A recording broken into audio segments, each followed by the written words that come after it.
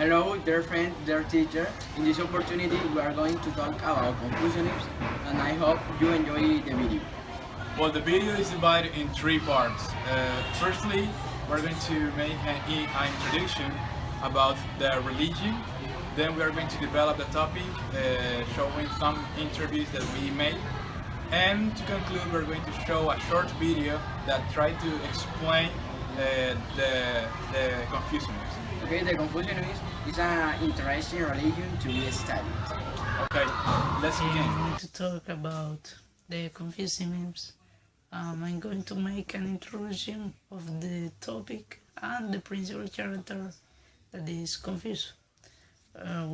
Confucianism is described as a religion and philosophy character that are humanistic religion, but is a way of this governing or simply of a life and the school that study Confucius, but who is considered himself a Chinese philosopher Confucius, the dynasty Golden Age or several centuries before, and this began during the Tang's dynasty in the late Tang, and Confucius developed their response to the Buddhism, and the Taoism was reformulated in the response the Neo-Confucianism, and after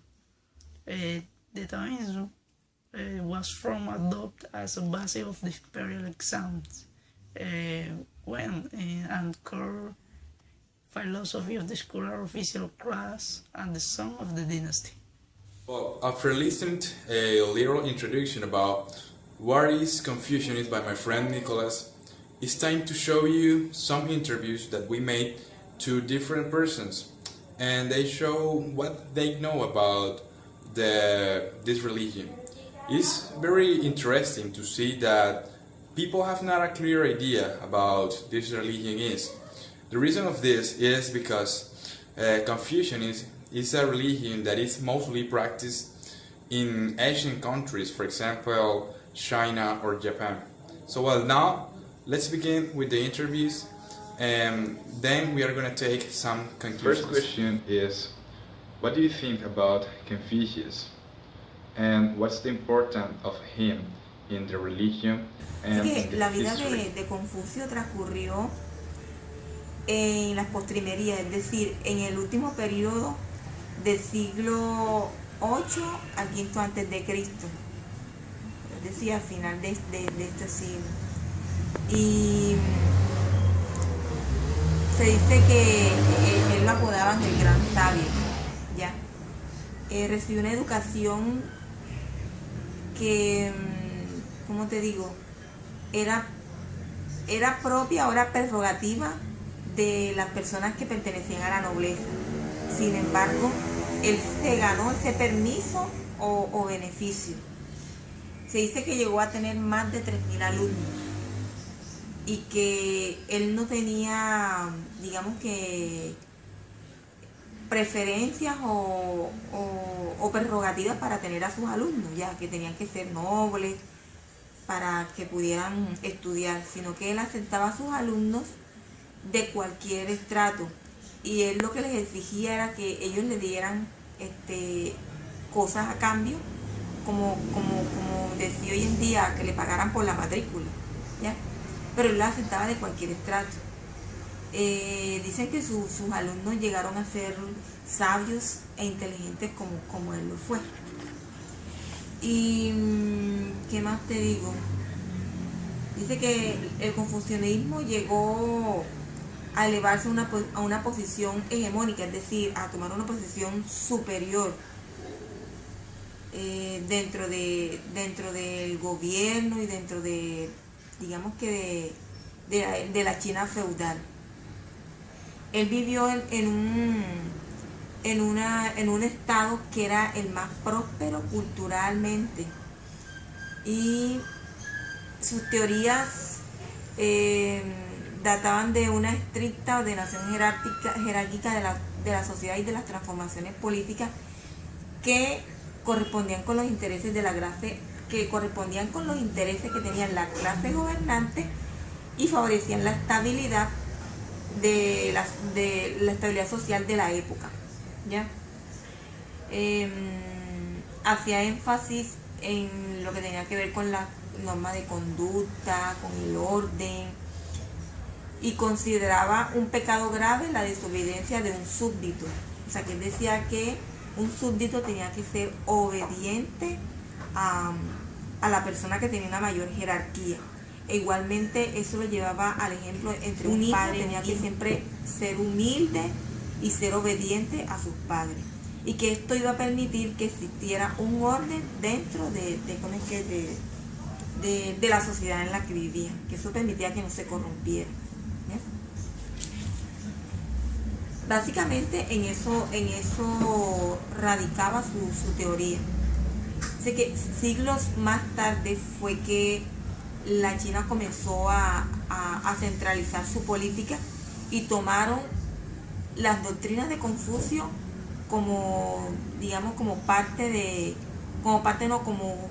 la tomaron como si fuera lo primordial, o sea, tomaron en cuenta toda su teoría y toda su filosofía para poder formar la gran nación que fueron y que son hoy en día. Ya, se basan en las normas de valores, de conducta. Y nosotros conocemos una muy popular que dice que no hagas a otro lo que no quieras que te haga a ti. Pero hay una que es más chévere, que dice que, no sé si tú me permites, y yo lo voy a leer textualmente, que dice que uno de mis 3 compañeros de camino será mi maestro. Es decir, que todos tenemos puntos fuertes, que por lo tanto cada uno de nosotros puede aprender de los demás. ¿Ya? ¿Qué más te digo de Confucio? Él publicó o recopiló unos libros que se llamaban Analectas, y se dice que todo político que quiere triunfar y gobernar un país tiene que leerse esas Analectas, ¿ya? Que no son más que normas para poder gobernar. ¿Qué tal? Yo soy Carlos y hoy voy a hablar un poco con mi hermana acerca del confucianismo y lo que ella piensa que sería el mundo si el confucianismo fuera una religión más practicada. Okay, Sofía? For you, how would the world be if a Confucianism would be a most practiced religion?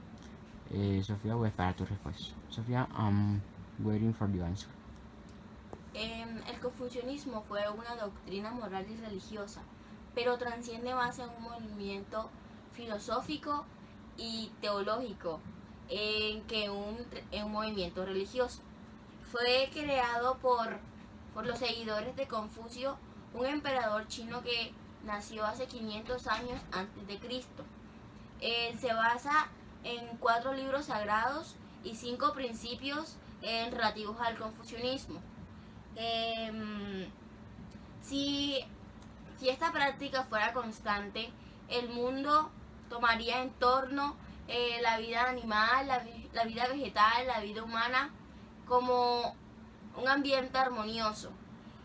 También se puede decir que se erradicaría el mal gobierno, sería un mundo más justo. El confucianismo sus libros nos habla acerca de la cultura, la tradición y saberes de China. Well, those were the interviews that we made to the people. Now my group and me consider that it's very important to show you a short video that talk about this religion, Confucianism. The video is very useful because explained the religion in a simple way. So well, let's begin with this video.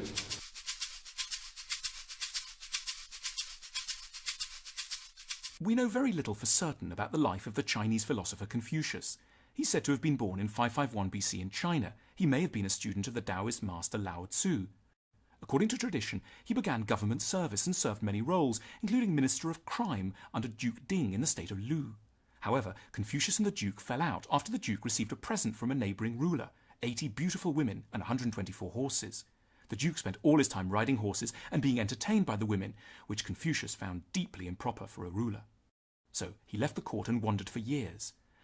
Around between the 3rd and 5th century BC, Confucius's works were collected into the Analects, a collection of sayings written down by his followers. Some of the morals Confucius taught are easily recognizable, most notably his version of the Golden Rule: do not do unto others what you don't want done to yourself. But some of them also sound very strange or old-fashioned to modern ears, especially to Western ones. But we need his advice all the more for this. It serves as an antidote to the troubles we currently face. Here are a few examples of what Confucius helps us to remember. 1. Ceremony is important. The Analects are filled with strange conversations between Confucius and his disciples, like this one. Tse Kung wished to do away with the offering of a sheep. Confucius said, "Tse, you love the sheep, I love the ceremony." At first this is baffling, if not also humorous. Why not save the sheep? But Confucius is reminding Tse and us about the importance of ceremony. In the modern world, we tend to shun ceremony and see this as a good thing, a sign of intimacy or a lack of pretension. But Confucius believed in the value of ceremonies over sheep because he valued what he called ritual propriety. This might seem a very outdated and conservative idea, but in fact many of us long for particular rituals. That meal Mum cooked for us whenever we were sick, or the yearly birthday outing, or our wedding vows. We understand that certain premeditated, deliberate and precise gestures stir our emotions deeply. Rituals make our intentions clear, and they help us to understand how to behave. 2. We should treat our parents with reverence. In particular, Confucius had a very strict idea about how we should behave towards our parents. He believed that we should obey them when we're young, care for them when they're old, mourn at length when they die, and make huge sacrifices in their memory thereafter. He even said that we shouldn't travel far away while our parents are alive, and should cover for them if they steal a sheep. This attitude is known as filial piety. This sounds strange now, when many of us leave our parents' home as teenagers and rarely return to visit. We may even see them as strangers, arbitrarily thrust upon us by fate. After all, our parents are so out of touch, so pitifully human in their shortcomings, so difficult, so judgmental, and they have such bad taste in music. Yet Confucius recognized that in many ways moral life begins in the family. We cannot truly be caring, wise, grateful and conscientious unless we remember Mum's birthday and meet Dad for lunch. 3. We should be obedient to honourable people. Modern society is very egalitarian. We believe that we're all born equal and should ultimately be able to say and do whatever we like. We reject many rigid hierarchical roles. Yet Confucius told his followers, "Let the ruler be a ruler, the subject a subject, a father, and the son a son." This might sound jarring, but it is in fact important to realise that there are people worthy of our deep veneration, even our simple and humble obedience. We need to be modest enough to recognise the people whose experience or accomplishments outweigh our own. We should also practice peaceably doing what these people need, ask or command. Confucius explained, "The relation between superiors and inferiors is like that between the wind and the grass. The grass must bend when the wind blows across it." Bending gracefully is in fact not a sign of weakness, but a gesture of humility and respect. 4. Cultivated knowledge can be more important than creativity. Modern culture places a lot of emphasis on creativity, unique insights that come to us suddenly. But Confucius was adamant about the importance of the universal wisdom that comes from years of hard work and reflection. He listed benevolence, ritual propriety, righteousness, wisdom, integrity as the 5 constant virtues. While Confucius believed that people were inherently good, he also saw that virtues like these must be constantly cultivated, just like plants in a garden. He spoke about moral character and wisdom as the work of a lifetime. We can see now why he had such reverence for his elders. Of course, a burst of inspiration may well be what we need to start our business or redo our rough draft or reinvent our life. But if we're being very honest with ourselves, we'll have to admit that we also need to devote more energy to slowly changing our habits. This, more than anything else, is what prevents us from becoming truly intelligent, accomplished and wise. Confucius died without reforming the decadent duke and his officials, but after his death, his followers created schools and temples in his honour across East Asia, passing his teachings along for over 2,000 years. Today, millions of people still follow Confucius's teachings as a spiritual or religious discipline, and his thought has been a huge influence on Eastern political ideas about morality, obedience and good leadership. We might find Confucian virtues a bit strange or old-fashioned, but this is what ultimately makes them all the more important. We need them as a corrective to our own excesses. The modern world is almost surprisingly totally un-Confucian. informal, egalitarian, and full of innovation. So we're conversely at risk of becoming impulsive, irreverent, and thoughtless, without a little advice from Confucius about good behavior. Confucianism is more than a religion. It's a set of moral and spiritual values that are important to our daily life.